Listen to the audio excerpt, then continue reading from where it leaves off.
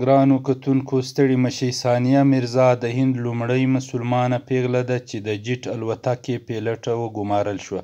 یاده دې وي چې نوموړې د یوه راډیوګانو د وسته-کار لور ده چې کورنۍ له پخوا څخه ډېر د بېوزلۍ په حالت کې ژوند تېراوه، خو نوموړې زده کړو ته مخه کړه او په لنډ وخت کې یې لوړې زده کړې بشپړې کړې او د هند هوایي ځواک د یوې ازموینې ترسره کولو وروسته د پیلوټې په توګه باندې وګمارل شوه چې دا د هند لومړۍ مسلمانه پیغله ده چې د هند جنګي پیلوټه به وي.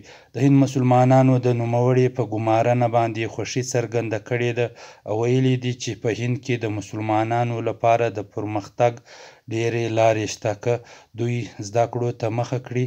نو دې سره په نړۍ کې نورو مسلمانانو هم نوموړې ته د خوشحالۍ پیغامونه استولي دي. له ملتیا نه مو نړۍ مننه.